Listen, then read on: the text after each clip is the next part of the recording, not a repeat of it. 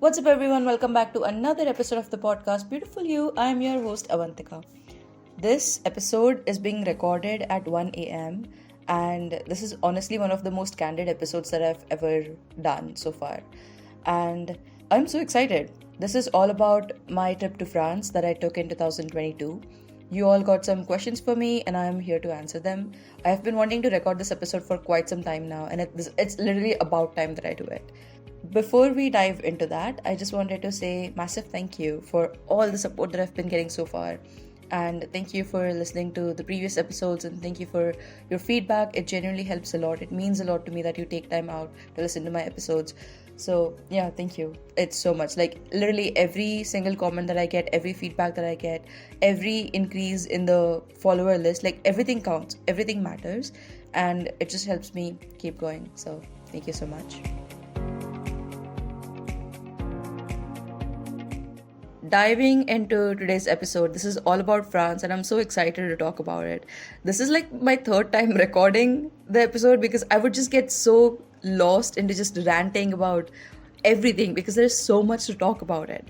So, yeah, you guys gave me some questions, so I'll be starting the episode with answering those questions, and then if I have anything more to add, then I'll just do it. Because, like I said, this is like one of the most candid episodes that I'm recording, to be honest, and it's 1 a.m. and I'm kind of tired, but also so excited to talk about it. Basically, in 2022, from like the end of June to the start of August, for about 37 days, I was in France. Just keep in mind that this is my first ever international trip and also my first ever solo trip, and I don't speak French, and I'm 19. So all of that taking in consideration, it's hard, right? Like, and I'm a woman, so it's hard being a solo female traveler at 19 who don't speak the language of the country that you're traveling in, right? So honestly, the trip is like crazy. I had such crazy experiences. It was so fun.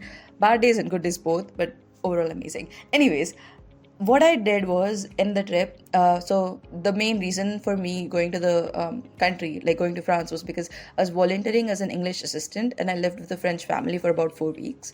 They were located down in south. There's a city called Toulouse. They were living in a countryside, like a smaller town called Lescar de Albigeois. And yeah, so I visited some cities named Toulouse, Carcassonne, Montpellier, Bordeaux, Paris, Albi, and those basically. And honestly, I feel like if I were to go again, I would be visiting many more places, and not just like main cities, but also like the smaller ones, you know? But yeah, the French family that I lived with, they were freaking amazing. We are still in contact and we just get closer every day, I'm not gonna lie. We still talk and we still like catch up, and every time we are like on a video call or something, it lasts for an hour and we are like catching up about everything, and it is so nice. And the way that they treated me, they literally treated me like they're like another daughter, and they would call me like their Indian daughter, and it was so nice, honestly. So I generally feel like I have a second family there. Like that family is my second family. Like there are 2 people and then 2 daughters, so it was amazing. Diving into the questions that you all gave me, because if I don't do that, I'm genuinely just gonna like talk about it in tangents. So I'm just gonna dive into the questions now. Okay, so the first question is, how did you volunteer?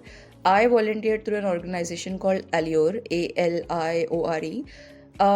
They have a lot of programs in Europe and I think also in South America or something. And they have like certain programs for, volunteering as an English assistant, for some working as like maids. It's a very common concept in Europe to have people come over and stay at your place and also like babysit kids and all that stuff. So there's that. You could also work as someone who teaches different cuisines and such. So yeah, there are like a lot of volunteering programs that you could find. I did it through Aliore, but to be very honest with you, I don't think I would be recommending that organization to other people, because the thing is, they had told me, first of all, that there was no way that I was able to get on a call with them. So there was no contact via calls. It was always via the email. However, the host family was able to like get on a call with them and such. The second one was that I was told by the organization that they have this procedure where they go to the place of the host, like whoever the person is hosting. They go to their place, they check the places and everything. They talk with the family like closely. They make sure that it's a safe place, it's a good enough place and everything. But then when I went to the place, like when I went to the French family's place, the French family told me that no one had come over at their house. They were only required to send pictures. Now that is not so safe, because people could so easily just send in like fake photos, right? So yeah, that was like a major red flag for me, honestly. And I think I got really lucky with it. I was able to find like 2-3 people who were volunteering in other parts of France. I was like the only volunteer here, so I wasn't really, I wasn't able to like meet up with any other volunteers, so it was like literally like my own thing that I was doing. Yeah, so I think I got lucky because there was one volunteer in east of France, and he did mention that he didn't necessarily like the environment that he was in. Like he didn't necessarily like the family that he was living with, so all that stuff. So it's like you do come across certain issues. Anyways, my point is there are a lot of other organizations that I would trust, like ISEC. It's spelled as AISEC. The reason why I didn't choose ISEC was because it didn't have the program that I wanted in the country that I wanted. So there's that, and also like with the cost and everything. So yeah, there are also like other organizations which provide volunteering opportunities as well. There's this thing called Worldpackers. There's this thing called Workaways. I am pretty sure I'm forgetting some more, but there are a lot of things that you could find. I did it through Allure, but I wouldn't really recommend it, or I wouldn't really be doing another program through them. One of the reasons why I chose them was because it was one of the cheapest ones that I was able to find, and for like 4 weeks, right? And then also in the country that I felt attracted to, which is France. So I was like, yeah, let's give this a shot. But yeah, anyways, I was able to video call the French family for a few times and stuff, and they were angels. I loved them. So yeah, my experience was like good overall, but regarding the organization, I wouldn't trust it again.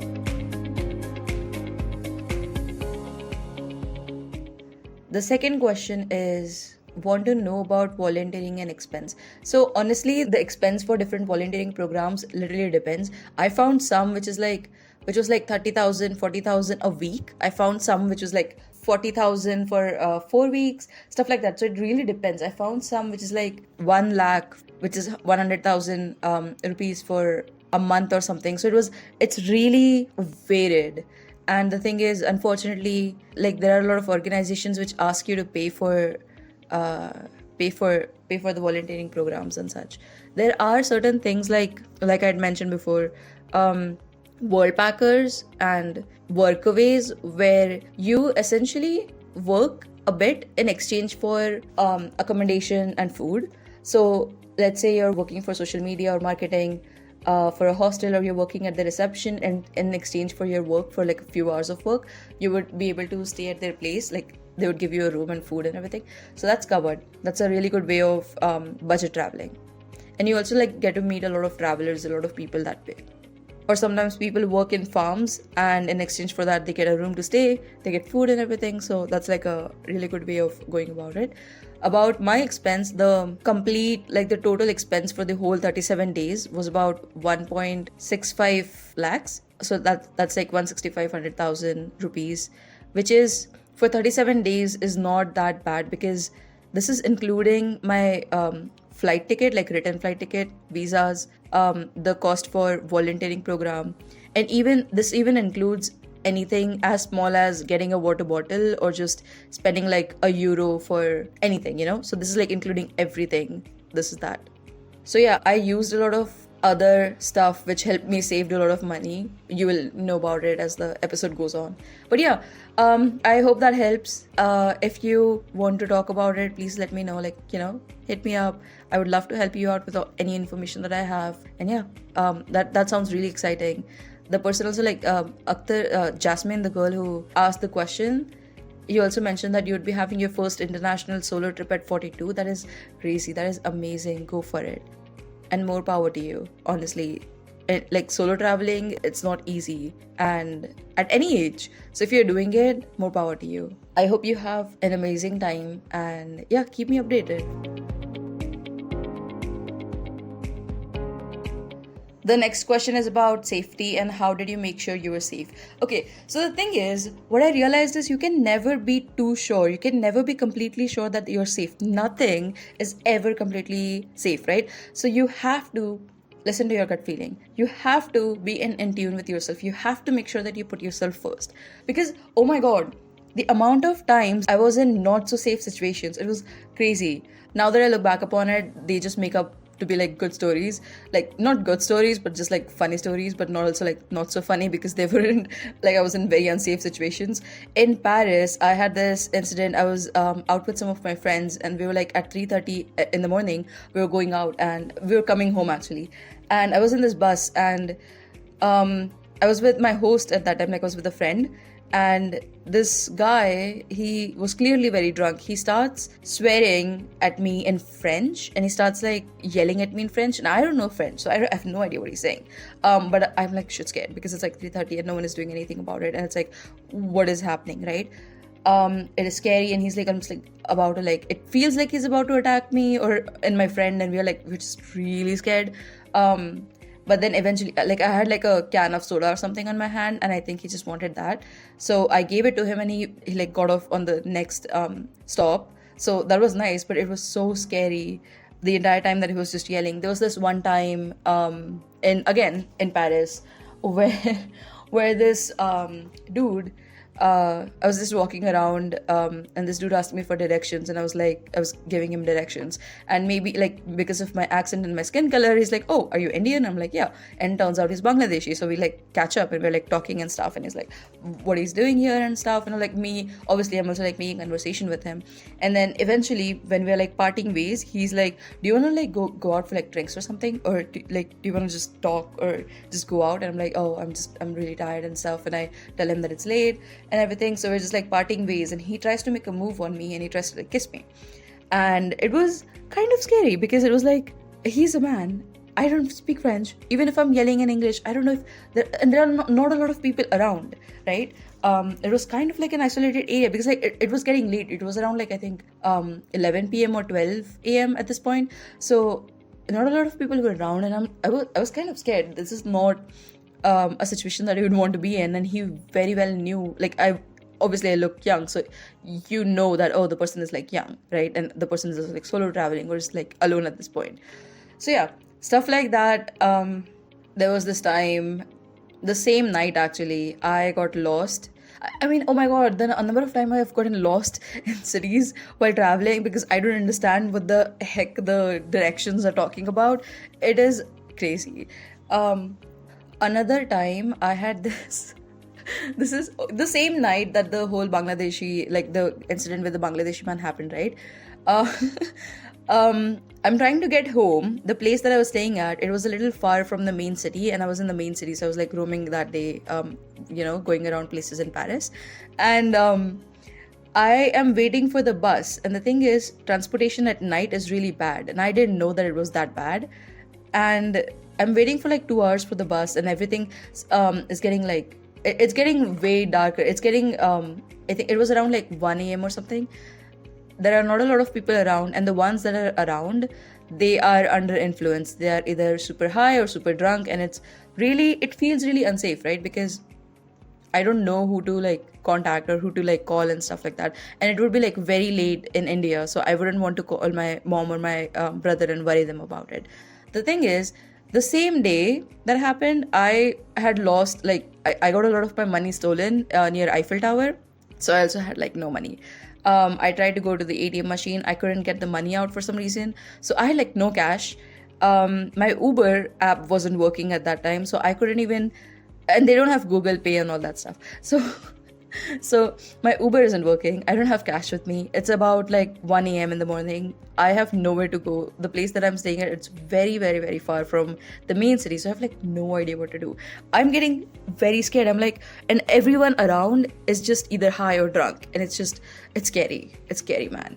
And yeah, luckily, there were some Italian girls who were also traveling, and I told them my situation, and they were like kind enough to take me to their place in the Uber, and they booked an Uber, and then I got home and stuff. So that was very kind of them to do that. But if it wasn't for them, I genuinely do not know what I would have done that night. I was so scared. It was the scariest night I had during the whole trip.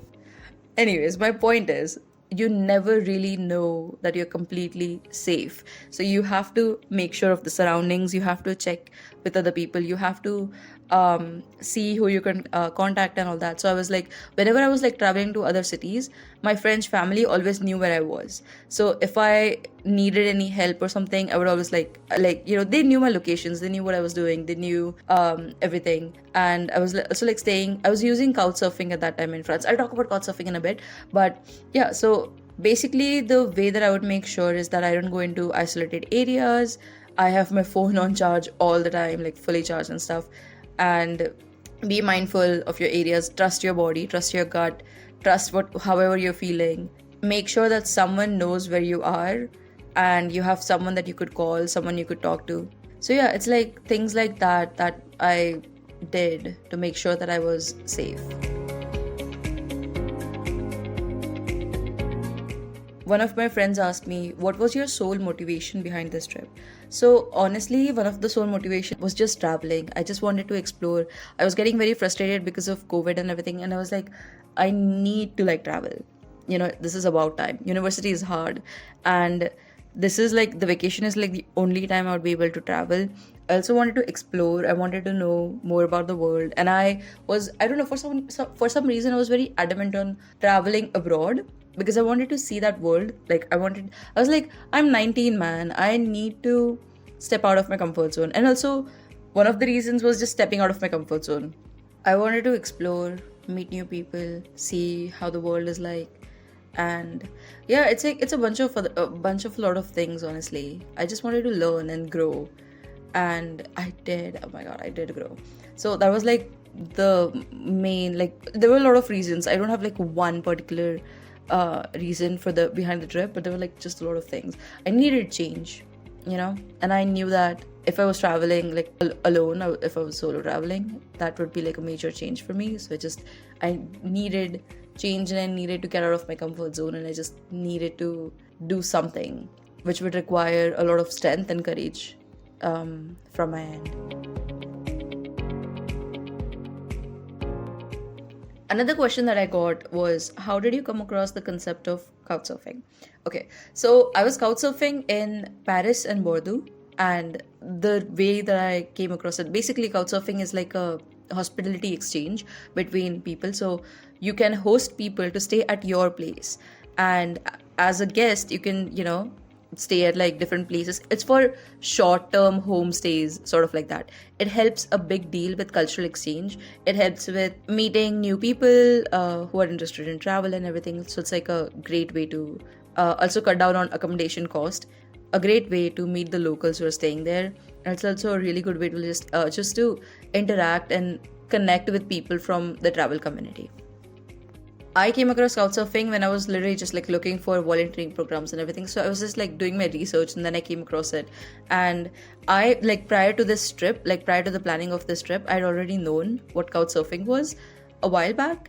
And yeah, so I was like, oh, if I'm going to France, I'm definitely Couchsurfing in Europe, because it will help me save on my accommodation a lot, and also obviously help me meet new people and everything. So they have these events on Couchsurfing, or you can meet a lot of people through Couchsurfing, just travelers that want to just hang out with you.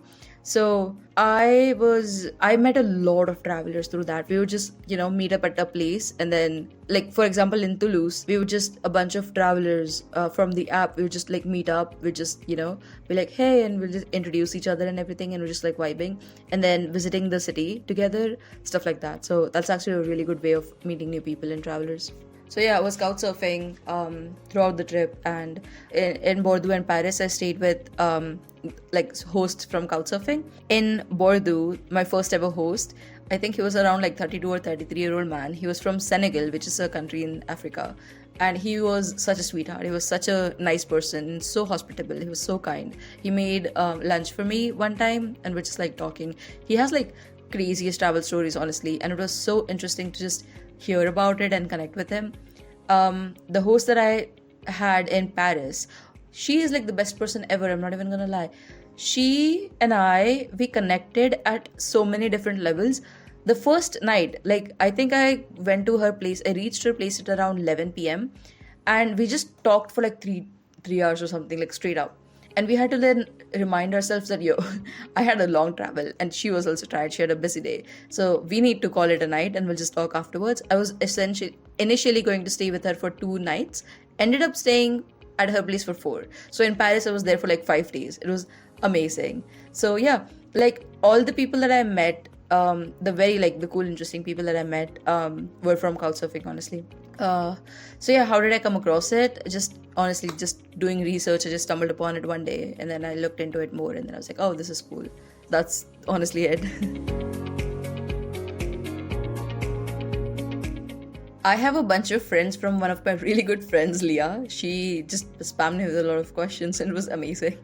I met her through like a party that I was at. So we were at this French family, had this family friend, and we went to their place. And she was like the daughter of the host. And oh man, we just clicked and we just vibed so well, you know. And she then invited me to visit Toulouse with a couple of her friends. No, with one of her friends. And we're just like hanging around in Toulouse the entire day. And it was amazing. She took me to so many places. And it was a really good day. It was one of my favorite days in France. Thank you, Leah. If you're listening to this, I love you. You're doing some such cool things, and I'm so proud of you. Okay, so how did you feel so far from your country? Honestly, I loved it. I'm not even gonna lie. Not because it's like far from the country, but it's just that because I'm in a different place. So I loved every bit of it. Like initially, obviously, it was a little difficult because, you know, I'm away from my family. I'm away, like I do not know anyone here. So it was a little intimidating and I was like a little anxious and a little nervous. But as soon as I started to open up to the French family and as soon as I started to meeting new people and everything, I felt so loved and connected and seen and heard, and it was just the best time ever. Those 37 days, nothing beats that. I'm not even lying. I had the best time there. So it was amazing, honestly. Next question is, was it difficult to understand the different type of culture? Honestly, a little bit. I was very intrigued, but I also knew that, you know, this is Europe. So of course, and I live in India. So obviously, people from over there are gonna be very different than people in India. One of the main and the good things that I saw, like the difference, was in France. My French mom and dad, they were so progressive and liberal and all that. And people over there, or at least the ones that I came across, they were listening to respond and not to react. And they were willing to give you the space to talk about your things as well. Because growing up in India, in the Indian society, you don't always get to express your opinions.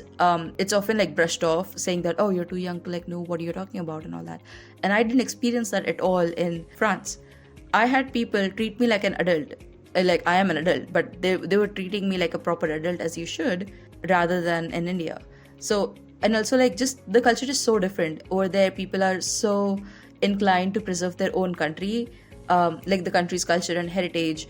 I have noticed that a lot of French people just refuse to learn English because they are like, yeah, no, they would rather stick to speaking French and they don't want to like just learn English at all because they don't find the meaning or just the importance of it. And yeah, it's like stuff like cleanliness and how passionate people are about the climate and global warming, and people are taking active step towards it. And that is amazing, you know? So honestly, I wouldn't say it was difficult to understand, but it was really interesting. And it took me a while to get used to it. But like, I already knew that this would be very different. So in a way, I didn't really keep any expectations in my head. I was like, you know what? Let it surprise me. I'll go as it comes. Stuff like that. So yeah. Did it make you want to learn French? Another question that she asked. Of course. Oh my God. I so badly want to learn French. I stopped a while back because I had so many things on my plate and I was like, I can't do this right now, but I do at some point. I do see myself learning French and Spanish. Those are like two languages that I want to learn. French is so amazing, you know, but oh my God, the grammar is so hard. When I was learning it initially before the trip and like also like throughout the trip, I realized that the grammar is genuinely really, really, really difficult. Like, people don't talk about it as often, you know? So I have been told by a lot of people that I should start with learning Spanish and then move on to French. It would be much more easier for me. What was your favorite place and favorite thing that you learned? Oh, that's such a good question.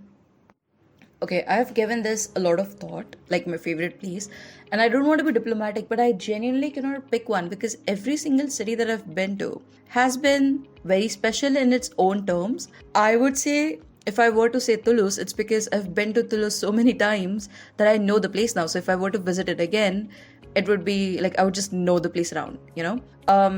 If I were to say Montpellier, I would say because of the beaches. Uh, in Montpellier, it's the beaches and also like the architecture is just amazing.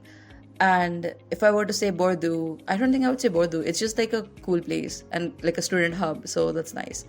And if I were to say Paris, it's because it reminded me a lot more about Mumbai, like the hustle culture, the hustle bustle and everything. It's so crowded, you know? And like I really admire how they have developed like the transport system there.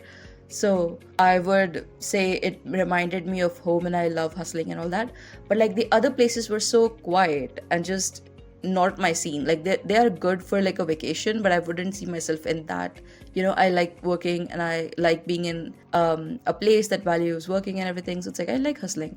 So it's like an environment that I see myself in for a good amount of time.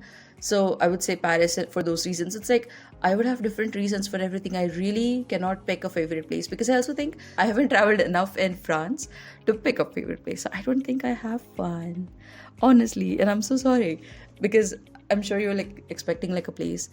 And what's the favorite thing that you learned? So I will say like the favorite thing that I learned about myself, and then also like a favorite thing that I learned about just in general.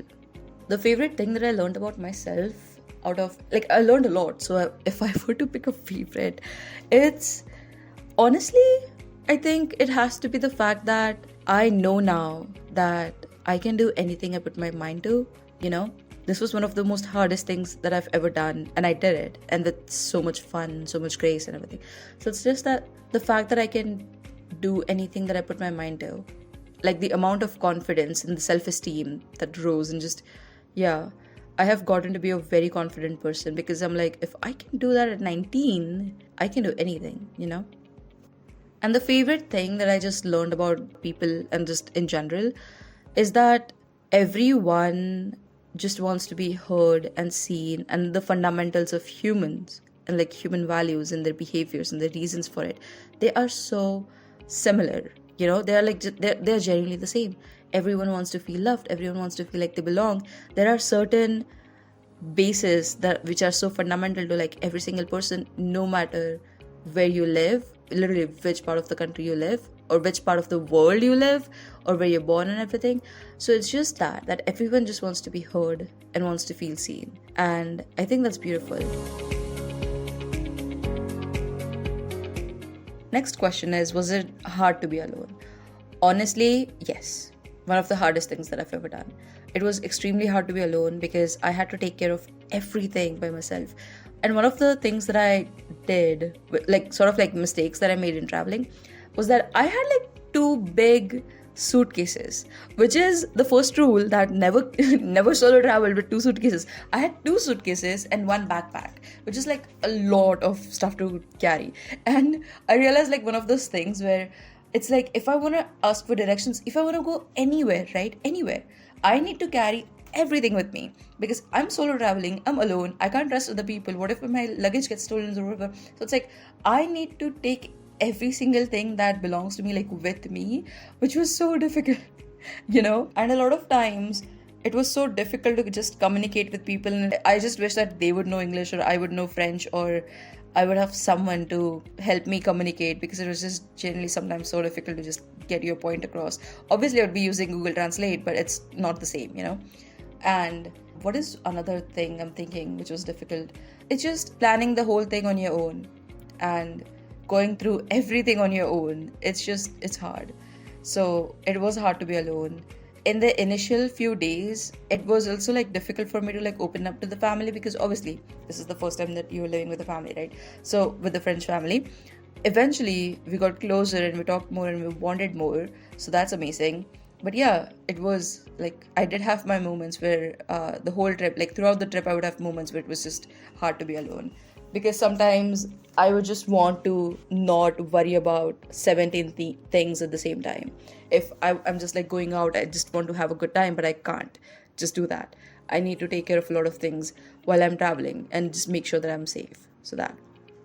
Another question that she asked is, do you think you had the good age to do it? Because lots of people travel around, like travel more around 22 or 24.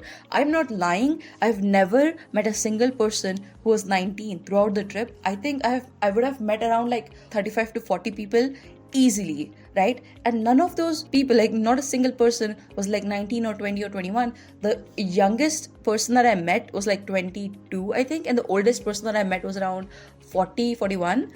And that's crazy. I didn't meet anyone. So I would have these moments where people would be like, they would see that I'm 19 because we would meet through Couchsurfing and you have that age mentioned there. And everyone would be surprised that, oh, you're actually really 19. And then we would meet up and they would ask me, are you sure you're 19? I had this guy ask me, are you sure you're 19? Of course I'm sure I'm 19. He just couldn't believe it that I'm 19. But yeah, it was fun. But do I think that it was the good age to do it? I would say for me, personally, yes, because I did it at the stage where I think I needed to. I generally think that everything happens for a reason and everything happens at the age that it's meant to happen. So I think that me going out at 19 was terrifying, of course.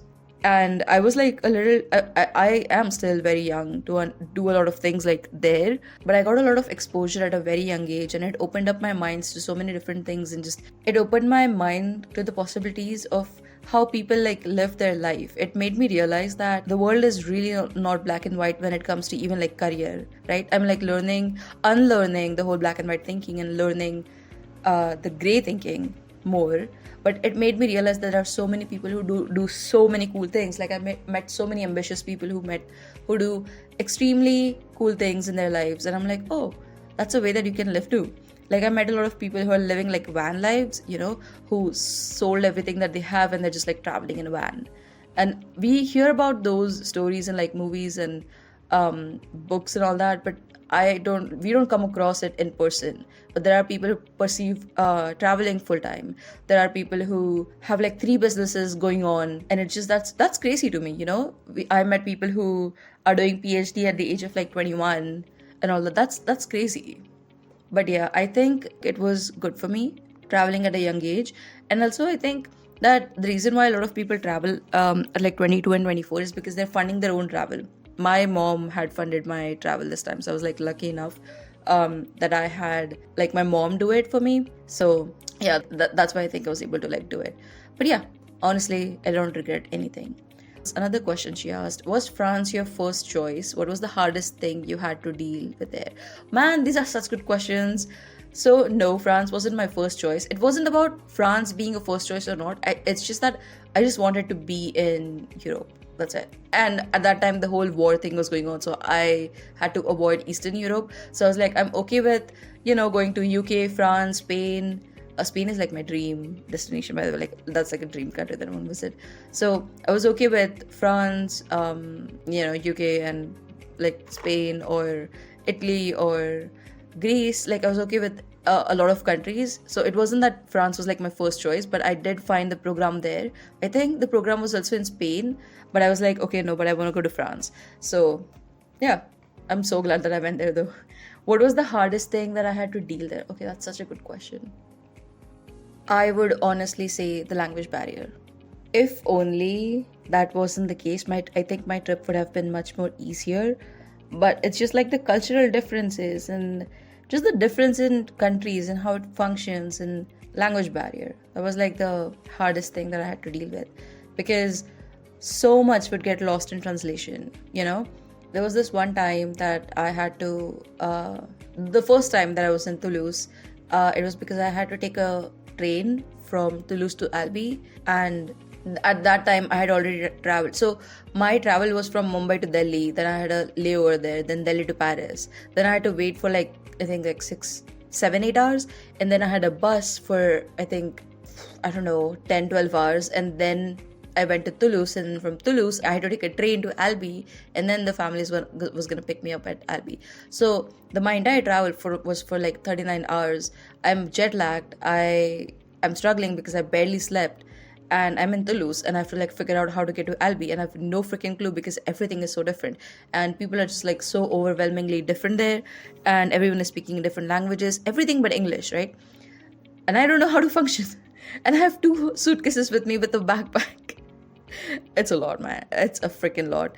And if only I knew what French was, it would have been so much better, because I was struggling really hard to find the platform and the train that I had to board.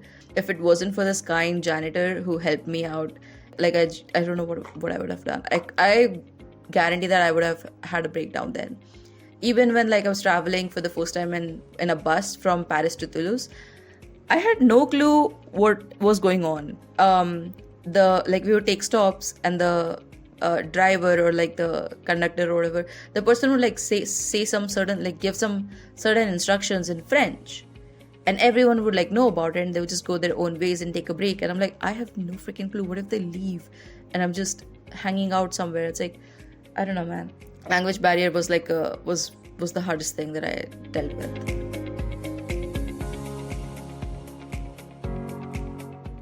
One of the people said, how do I volunteer? Like I had said before, there are a lot of organizations, honestly, that will help you with it. Alior, ISEC, Worldpackers, Workaways, so many other organizations that I'm not able to recall the names right now, but there are. Just go look up, like if you have a country in mind, or if you have like the profession or the field that you want to volunteer in mind, just look it up, like volunteering in Europe or volunteering in India, and you'll just find places like that. The next person, Annie, said that you are so brave and young. Thank you. Where do you find international opportunities? Google. Literally, that's it. Like, I have just been Googling and doing like mad research. I think I had been searching for the right one, like the right internship for me, or like a volunteering program for me, for about like 3-4 months. And after meticulous hard work, I finally found the one that I went for. So yeah, it's, where do you find it? Literally Google, doing your research, honestly.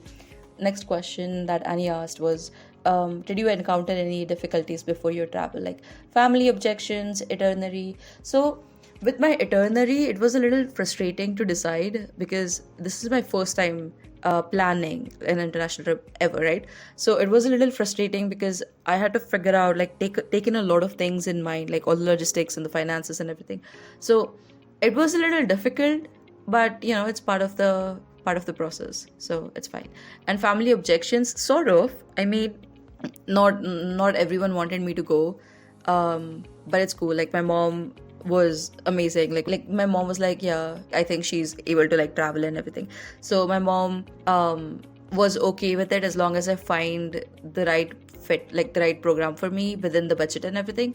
So yeah, it took me a few months to decide on it, but eventually, yeah, everything was like smooth out. So not everyone was on board with the travel, though. It was just my mom who didn't object as much. I realized that the recording has been taking over like 30 minutes at this point, so we are coming to an end of the episode. I wanted to cover a bit of more of it, but I think I'm gonna do a part 2 where I talk about just the things I learned in France, or the things I'll never repeat. I do have a very exciting guest coming up in the next few episodes. I don't know exactly when that episode is going to be released, but yeah, we'll be talking about that. So honestly, this trip was amazing, and I had a lot of my firsts, like first solo trip, first international trip, first time couchsurfing. I also like tried bachata. I took 2 classes for bachata, which is a dance form. So my first time doing bachata, first time eating beef, first time in a Maserati, first time going to a dance party. Like it was like a proper bachata dance party. First time being hit on. First time hugging a dog. I'm not even gonna lie, it was amazing. And my first kiss and my first date and everything. So it was like first time being stood up and everything. So I had like a lot of firsts. If you want to know more about, my first dates and everything, Let me know if that is something that you would be interested in, because I have like a lot of stories, man. So many freaking stories, and they just like never end. It was a long trip. Before recording this episode, I was feeling very nostalgic, and I went through some of my like stories from back then, like Instagram stories, which I had posted back then, and oh my god, it just brought up so many feelings, and now I just feel so nostalgic. But yeah. And also, like, before recording my episode, like before starting this episode, I had called my French family as well, and they're literally my French dad and French mom. Like, I just refer to them as that, and like my French sisters and stuff. So they're amazing, and yeah, we were just like talking, and I love them. Like, if you're listening to this episode, I hope you know that I love you so much. Thank you for an amazing time. This trip wouldn't have been same without you guys. So thank you, Karine, Cedric, Emma, and Juliet. You made me feel like home. I went there as a volunteer and I came back with a second family. And that's on you, you know? That's on the amount of love and happiness and just the way that you've made me feel comfortable and belonged and a part of your family. That was just incredible. Thank you for everything. I realized that this is not one of the episodes that I usually put out like with a guest or just we're talking about some intense mental health stuff. This is more lighthearted, but I've been wanting to talk about it for so long because that trip has been a major change and a major thing that I did last year. And I hope I was able to answer all of your questions. And yeah, let me know what else you would like to know about it. If you're listening to this on Spotify and if you enjoyed today's episode, please make sure that you give the podcast a 5-star review because it helps me reach out to more people. If you're listening to this on YouTube, please make sure that you hit the like button, comment, share with your friends and peers, and do subscribe so you get a notification every single time I post. My Instagram and my email will be linked down below, so feel free to reach out. I would love to help you out in any way that I can. And I would love to know what you think about the episode. Expect more French content. No, not French content. Not French content, sorry. If I were to do that, that would just be a lot of work. But expect more content regarding travel and just France stories, because I have a very exciting guest who's coming over soon on the podcast, and I'm so excited to record episodes with her. Thank you so much. I'm so excited for our journey together, and I hope you guys are doing good. I'll see you in the next episode. I love you. Bye.